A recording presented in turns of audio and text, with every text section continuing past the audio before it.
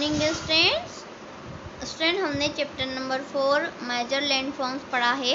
उसका half portion बचा है, वो हम पढ़ रहे हैं। प्लेट्यू।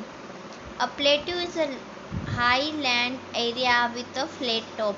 जो प्लेट्यू होता है वो क्या होता है? High land area. High land मतलब देखो ऊंचाई पर है ना, जमीन से तो ऊंचाई पर है। High land area with flat, ये फ्लैट है। देखो यहाँ से पूरा फ्लैट है ना, ऐसा पहाड़ जैसा नहीं है ये, है ना। यहाँ से क्या है? फ्लैट है, फ्लैट एरिया है। Also called a table land. इसको टेबल लैंड भी कहते हैं। क्यों? क्योंकि यहाँ पे टेबल जैसा है, कोई भी बैठ सकता है, तो ये हमारा टेबल लैंड होता है। The surface of a plateau is often cut by river and stream. देखो जो प्लेट्यू का सरफेस है वो कैसे कटा हो? रिवर, ये रिवर जा रही दिखाई दे रही है आपको, यहाँ पर आप देख रहे हैं, ये रही नदी है ना। एंड स्ट्रीम्स, देखो ये तो जो नदी जाती है ना, उससे छोटी छोटी और नदियाँ निकलती है, जैसे नदी निकल रही, तो ये जो होती है हमारे स्ट्रीम्स, ये क्या कहलाती है? स्ट्रीम्स। और ये हमारी रिवर होती है, ठीक है। Some plateau like the Deccan plateau in India are large and extend to 100 of kilometres. कुछ प्लेट्यू है, जैसे कि डेक्कन का प्लेट्यू है, वो कितना फैला हुआ है? 100 किलोमीटर में। Some plateaus like the plateau of Tibet, जो तिब्बत का प्लेट्यू है, are surrounded by mountain range from all side. जो तिब्बत का प्लेट्यू है ना, वो सभी और माउंटेन रेंज से घिरा हुआ है ना। देखो यहाँ पे भी ये घिरा हुआ है ना, सभी माउंटेन रेंज मतलब पहाड़ों से घिरा हुआ है। Plateau are found in almost all continent of the world. जो प्लेट्यू है वो दुनिया के सब कॉन्टिनेंट में है। For example Colorado plateau in the United State. कहाँ पर है वो? यूनाइटेड स्टेट में। Bolivian plateau in South America, South America में है। The plateau of Antarctica, Arabia, Iran and the Tibet region of China, ये सब कहाँ पर है? चाइना में।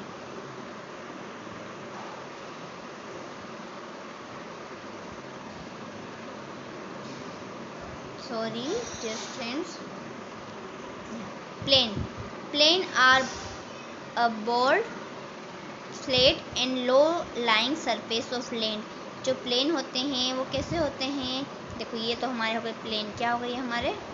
प्लेन। ऐसे प्लेन होता है ना, वो लो लाइन मतलब ज़मीन से लगा हुआ होता है, और सरफेस मतलब उसका जो सरफेस होता है वो ज़मीन से जुड़ा हुआ होता है। Plain are also called low land, ये लो लैंड कहलाते हैं। The land of plain is mostly even, sometimes it may be silently hills.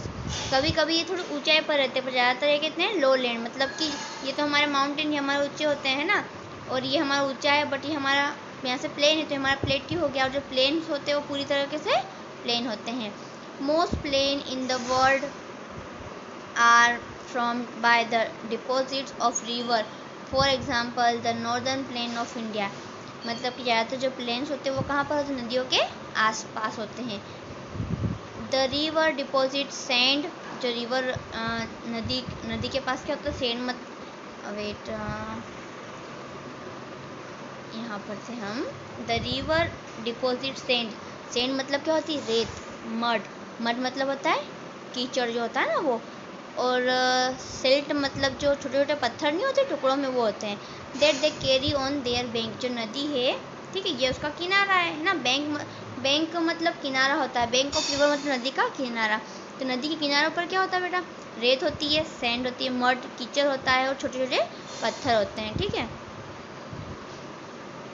These deposits from plains. Plains are thickly populated as they are fertile because of the deposit by the river.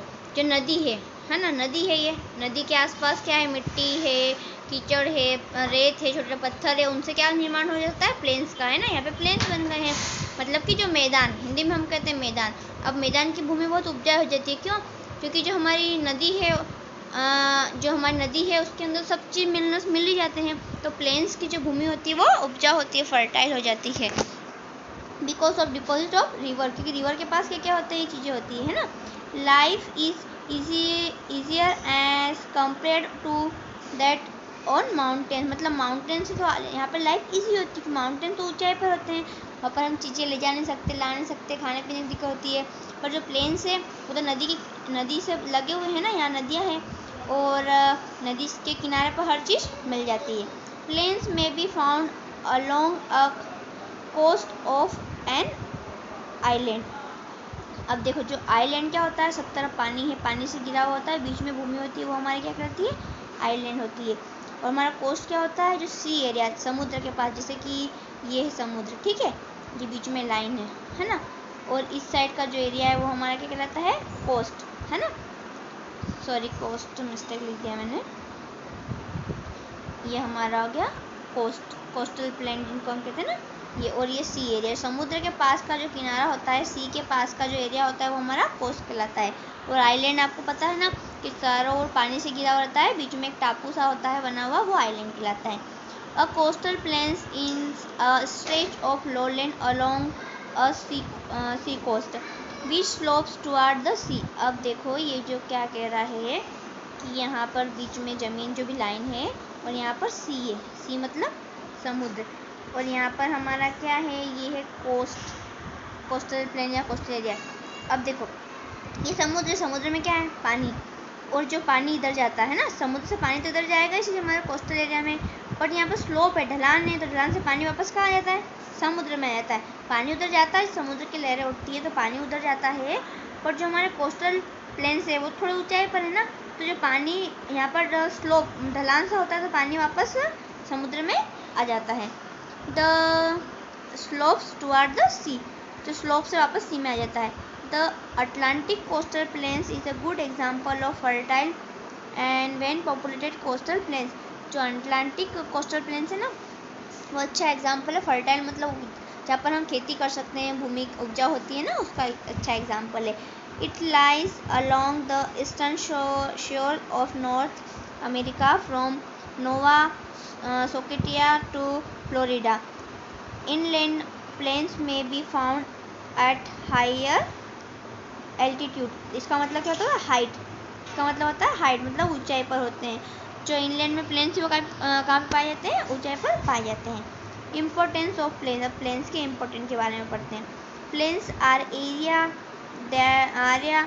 that are usually well populated because the soil and the terrain are good of farming। देखो जो planes होते हैं ना वहाँ पे populate मतलब लोग रह सकते हैं, क्यों, क्योंकि वहाँ की जो भूमि है तो उपजाऊ होती है, तो लोग वहाँ पे काम काज कर सकते हैं, क्या, फार्मिंग मतलब खेती कर सकते हैं।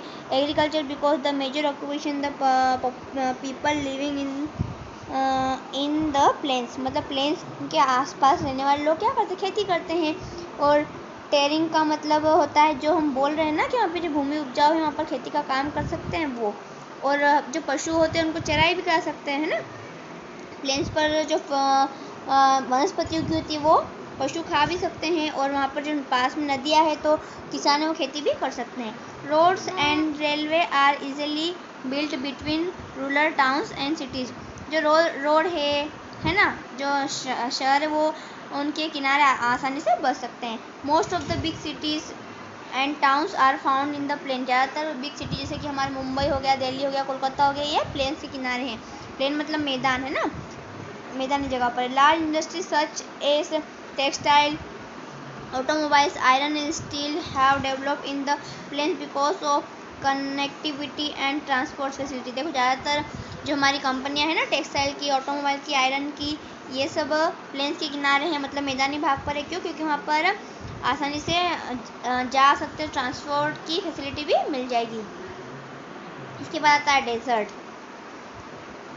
Desert are barren lands the receive very little rainfall. देखो डेजर्ट ऐसा, बेरन मतलब सुनसान, जहाँ पे कोई रहता नहीं है, और रेनफॉल मतलब बारिश बहुत कम होती है, लिटिल मतलब कम। The region has arid of a semi arid climate. The day are hot and the night are very cold. जो हमारा डेजर्ट है वहाँ पे दिन में तो बहुत गर्मी लगती है ना, बहुत ज़्यादा गर्मी लगती है, और नाइट में क्या लगती है, ठंड लगती है। Sand storm are coming in all season, मतलब जो तूफान चलता है ना वो चलता ही रहता है, और तूफान में क्या उड़ती है, रेत उड़ती है। सैंड ड्यून्स और हिल्स और sand are its most common features. Most desert have small area of water. ज़्यादातर जो डेजर्ट होते हैं ना वो स्मॉल एरिया, ये लाइन लगी। सैंड ड्यून्स और हिल और sand are it most common, मतलब ज़्यादातर जो हमारे डेजर्ट है उसमें देखो ये सैंड मतलब रेती के ही पहाड़ बन गए, दिखाई दे रहे हैं आपको ऊंचाई पर उठे हुए, इसके बारे में बोल रखे हैं जो हिल्स है। मोस्ट डेजर्ट है स्मॉल एरिया ऑफ वाटर। ज़्यादातर डेजर्ट मतलब कि जो रेगिस्तान है वहाँ पर पानी नहीं होता है, बहुत छोटी जगह पानी होता है। Where plant grow and people live such place is known as oasis. जहाँ पर थोड़ी मात्रा में पानी मिलता है वहाँ पर लोग रहते हैं, खेती करते हैं और उस जगह को हम ओशियस कहते हैं। इसके बाद आता है river. A river is natural channel usually of fresh water that flows toward an ocean, lake, sea और अनदर रिवर। देखो जो हमारी नदियाँ हैं ना, वो क्या है, जो चैनल बनाती है किससे, हमारे जो महासागर है उनसे, समुद्र से और नहरों से जुड़कर नदियाँ बनती है। A river usually start high up in the mountain, मतलब जो माउंटेन है ना उनके हाई से, ऊंचाई से जो नदियाँ है वो शुरू होती है। As it flow it carried rain water, melted ice and snow from the mountain to the plain, lake and sea. देखो जो नदियाँ यहाँ से निकली है तो जो हमारे माउंटेन है उन पर बर्फ़ जमी होती है, तो जो बर्फ़ जमी है वो भी किस में मिल जाती है, नदियों में। तो वो पानी तो वो लेके आती है, बारिश का पानी भी लेके आती है ना, उन बहाव के साथ वो सब चीज़ों को लेकर आती है। Majority of river into a larger water body like ocean, sea, large lake. The end of the river is called the mouth. जब नदी हमारे मतलब तक पहुँचती है तो वो समुद्र से मिलती हुई, ओशन से मिलती हुई, बारिश का पानी लेकर और बर्फ़ का जो माउंटेन पर जो बर्फ़ जमी है उन सबको पिघला कर जो पानी निकलता है वो नदियों में मिल जाता है, वो पानी हम तक पहुँचता है। बट एंड में वापस नदियाँ कहाँ जाकर मिलती है, हमारे ओशन में, सी में, समुद्र में। जो एंड होता है जहाँ पर नदी का किनारे का एंड होता है उसे हम क्या कहते हैं, माउथ। क्या कहते हैं, उसे हम माउथ कहते हैं। The journey of river. अब रिवर की journey. First stage the upper course. देखो जो हमारी नदी जहाँ से स्टार्ट होती है ना, जैसे नदी है, ठीक है, तो ये हमारी हो गई अपर कोस्ट, ये हमारा बीच का हो गया ना, तो ये हो गया हमारा second stage the middle coast, और ये लास्ट में यहाँ पे एंड हो रही ना, तो ये होता है हमारा लोअर कोस्ट। कौन सा होता है, ये अपर कोर्स, ये मिडिल और ये लोअर, ठीक है। अब majority of river originate from mountains. देखो जो नदी है वो कहाँ से निकलती है, माउंटेन से। In the course of the river has very little water. लेकिन जब निकलती है ना माउंटेन से तो बहुत थोड़ा सा पानी रहता है। As it flow down to the slope. जैसे ये यहाँ से स्लोप मतलब ऐसा सीढ़ी फिसल पट्टी होती है ना, उसको स्लोप कहते हैं, तो वहाँ से फिसलता हुआ पानी आता है। It gain speed and cut and deep valley. मतलब कि जब वहाँ से निकलते इसकी स्पीड बहुत कम होती है, गहराई में गड्ढों से होता हुआ आता है। Water flows are formed at this stage. इस स्टेज पर आकर पानी को फ्लो मिलता है। An example of the course, this course river Ganga. Ganga जो रिवर है एग्जाम्पल है। At Gangotri and flow down to slope till Haridwar.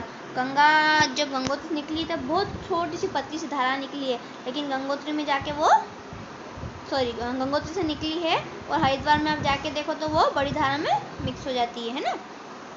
Second stage the river enter the middle course at is enter the plane.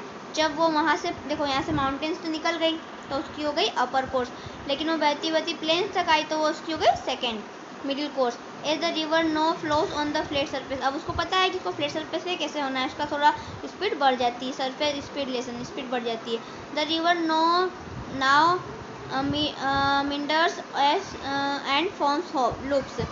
An examples of this course river Ganga has this course between Kanpur and Allahabad. जो कानपुर इलाहाबाद में है ना वो plains area है, वहाँ पर जो river है वो वहाँ पे जो उसका एरिया है हम कहते हैं मिडिल कोर्स, मतलब वो गंगोत्री से निकली है तो उसकी हो गई अपर कोर्स। और उसके बाद जब हम यहाँ पर देखते हैं इलाहाबाद में गंगा जी को तो वो उसकी हो गई है मिडिल कोर्स, ठीक है, क्योंकि वो पहले जब माउंटेन से निकली थी हमारी रिवर तो वो हो गई थी उसकी फर्स्ट स्टेज। जब माउंटेन से निकली तो वो उसके वहाँ से स्नो रेन वाटर सब लेके आई, ठीक है, उसका स्पीड भी बहुत कम थी धीरे धीरे, लेकिन जब वो यहाँ प्लेन्स पे आ गई तो उसकी स्पीड भी बढ़ गई और हाँ स्पीड भी बढ़ गई, तो वो हमारी कौन सी हो गई, middle course. Third stage the river इंटर्स lower course and join is bigger water body.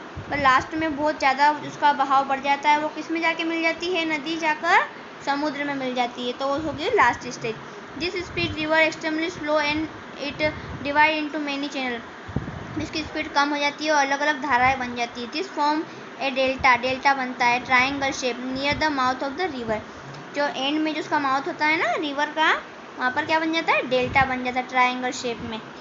N example of this course river Ganga form a delta is flow into a bay of Bengal. Bay of Bengal में जब बंगाल खाड़ी में गिरती है तो गंगा क्या बनाती है, डेल्टा बनाती है।